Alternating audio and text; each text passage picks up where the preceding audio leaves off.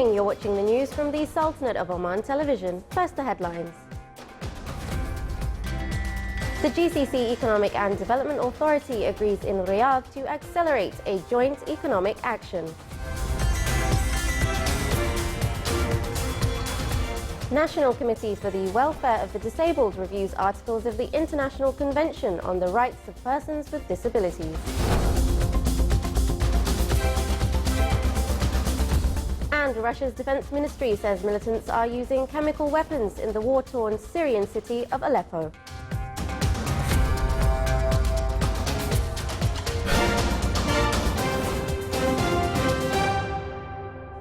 Those were the headlines, and now for the news in detail. The first meeting of the GCC Economic and Development Authority was held in Riyadh. The Sultanate's delegation to the meeting was led by His Excellency Sayyid Khalid bin Hilal al-Busaidi, Minister of the Diwan of Royal Court and representative of the Sultanate in the authority. At the beginning of the opening session, the Minister of the Diwan of Royal Court delivered a speech where he expressed thanks and gratitude for the Kingdom of Saudi Arabia for the warm welcome and generous hospitality. He pointed out that this could not happen without the wise leadership and continuous efforts by the GCC leaders to achieve their people's aspiration towards prosperity and progress. He noted that the current condition of the world economy makes it mandatory for the GCC states to exert more effort, persistence, cooperation and integration work to achieve the prospective aims and ensure optimum utilization of their resources.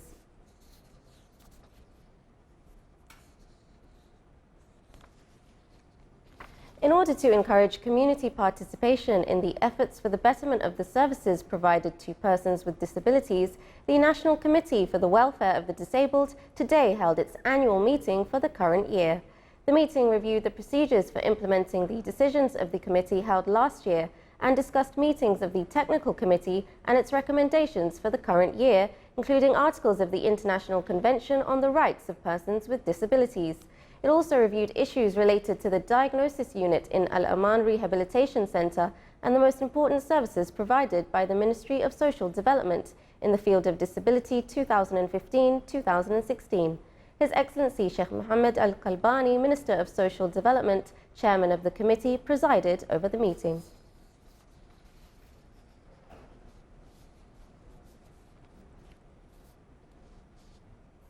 Sultan Qaboos College for Teaching Arabic to Non-Native Speakers celebrated the conclusion of the 21st course, which continued for 8 weeks and witnessed the participation of various nationalities.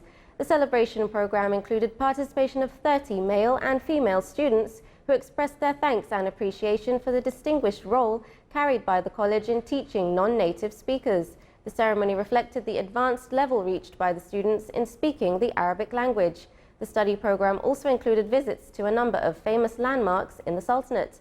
An accompanied exhibition showcased various cultures of nationalities and expressed strong relations between them and the Sultanate.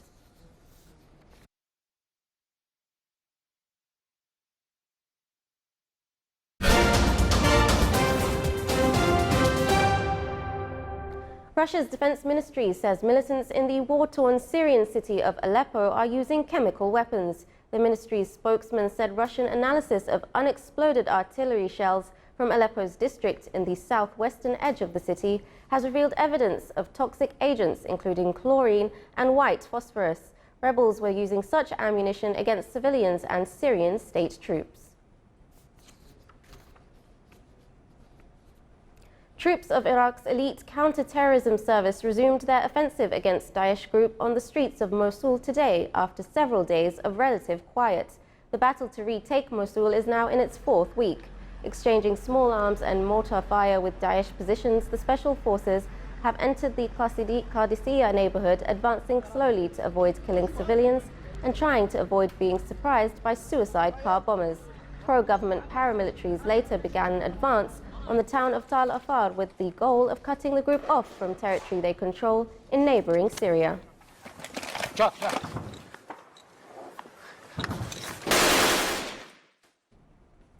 At a press conference, the Iranian Foreign Minister Mohammad Javad Zarif today criticized the United States for not fully implementing its part of the Iran nuclear deal and suggested that Tehran could have other options if Washington does not remain committed. Iran has been implementing its part of the bargain. Unfortunately, the United States, even during the current administration, has not fully implemented its part of the bargain. But we believe that JCPOA is a reasonable agreement, good for everybody. That's our preference. Doesn't mean that we do not have other options. Iran wants to remain committed to JCPOA, provided that everybody else is prepared to do the same. German Foreign Minister Frank-Walter Steinmeier said that at least 6 people were killed when a Taliban suicide bomber rammed a truck packed with explosives into a wall around the German consulate in the northern Afghan city of Mazar-e-Sharif yesterday. A NATO spokesman said the explosion had caused massive damage to the building, shattering windows as much as 5 kilometers away. Heavily armed attackers followed up the initial blast, battling with Afghan and German security forces late into the night before the attack was suppressed. The Taliban claimed responsibility for the attack, saying it was in retaliation for NATO airstrikes against a village near the northern city of Kunduz last week, in which more than 30 people were killed. Germany, which heads the NATO-led Resolute Support Mission in northern Afghanistan, has about 850 soldiers at a base on the outskirts of Mazar-e-Sharif, with another 1,000 troops coming from 20 partner countries.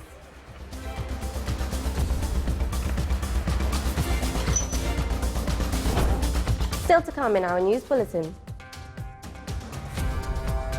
With sea levels rising upwards of 28 inches by 2050, Wall Street and Ellis Island in the US could be swallowed up.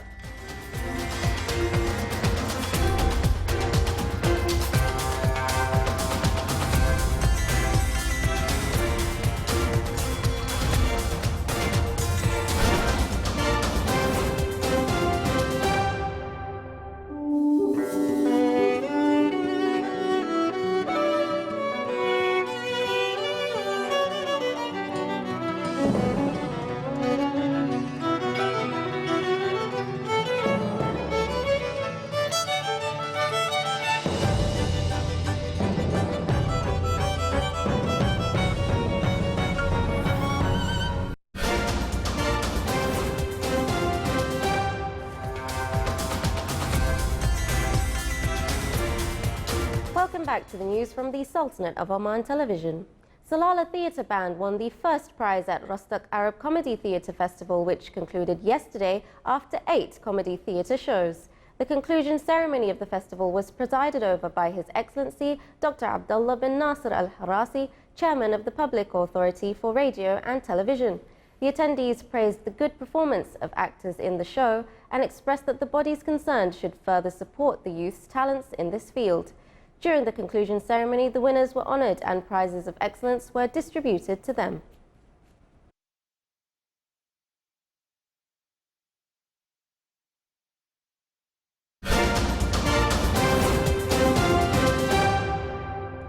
City workers were dumping truckloads of gravel and soil into a sinkhole as they hurried to fill up the gaping hole that appeared suddenly 2 days ago and devoured a 5-lane intersection in central Fukuoka City, southern Japan.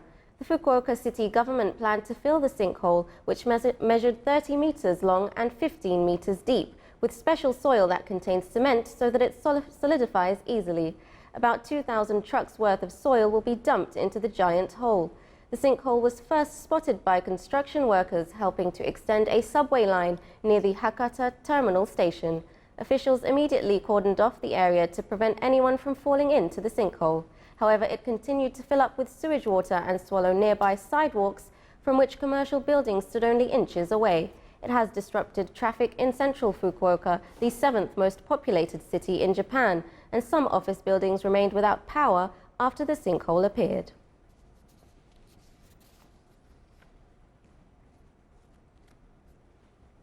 The coastal city of New York faces sea level rises of up to 6 feet by 2100. Efforts are being made to defend Manhattan, even if some parts of the city are being abandoned. More details in the following report. I had my one-story, one-family bungalow right here, and right next to it were very similar structures. Until 2012, Joe Tyrone had a house here in the New York borough of Staten Island. Then came Hurricane Sandy. I had an 11-foot water line on the outside, and I had a 7-foot water line on the inside, and everything in the house was destroyed. Joe's house was near the Atlantic Ocean, and there had been floods in that area before. But previous storms were separated by decades rather than months, and that's what persuaded him and fellow residents not to rebuild when Sandy came. 2011, 2012, a new reality started to take place, and that part of that is, I guess you could say, global warming, and that this is not going to be something that's not going to happen again for another 20 years, 30 years, or 100 years. It's going to happen again. The recognition of that made it viable for them to accept the notion of buyout. Nearby homes that survived the storm now stand empty, as the area has been designated economically ineffective to protect. Joe helped residents get access to a state fund which bought homes at above their pre-storm market rates. But in the heart of New York, the calculation is different. With some of the most expensive property in the world, there's no talk of retreat, even with sea levels expected to rise 1 to 2 feet by 2050 and by as much as 6 feet by the end of the century. Daniel Zarilli is in charge of climate change mitigation for the city.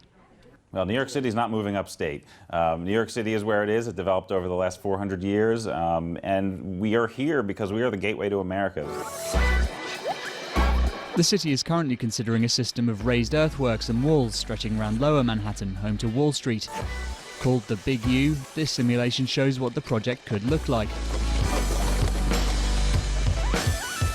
Less glamorous changes to the building code are just as important. Things like moving key amenities above ground level will help reduce the damage of flooding if it does happen. All of this is part of a $20 billion climate action package instigated by former Mayor Michael Bloomberg. It has broad political backing, hopefully ensuring that even if Donald Trump's administration denies the reality of climate change, the Big Apple won't go under.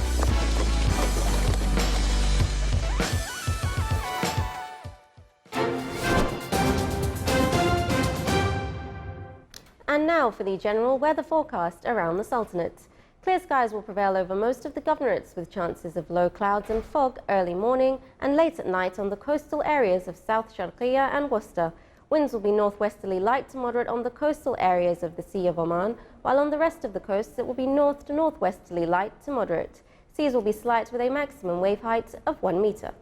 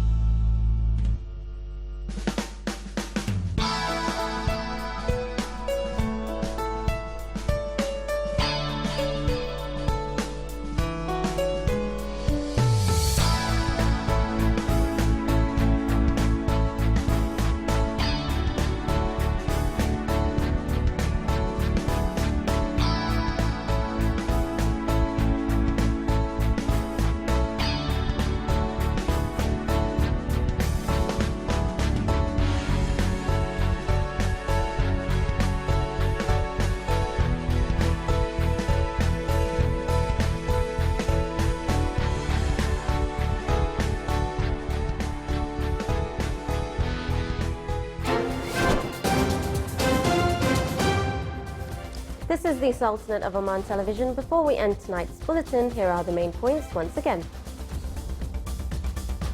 The GCC Economic and Development Authority agrees in Riyadh to accelerate a joint economic action.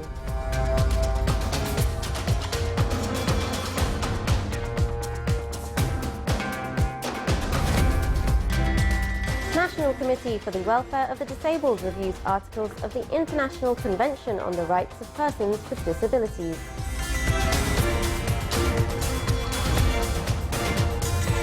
And Russia's defense ministry says militants are using chemical weapons in the war-torn Syrian city of Aleppo. With that, we come to the end of tonight's news bulletin. From all of us here at the newsroom and the studios, it's good night.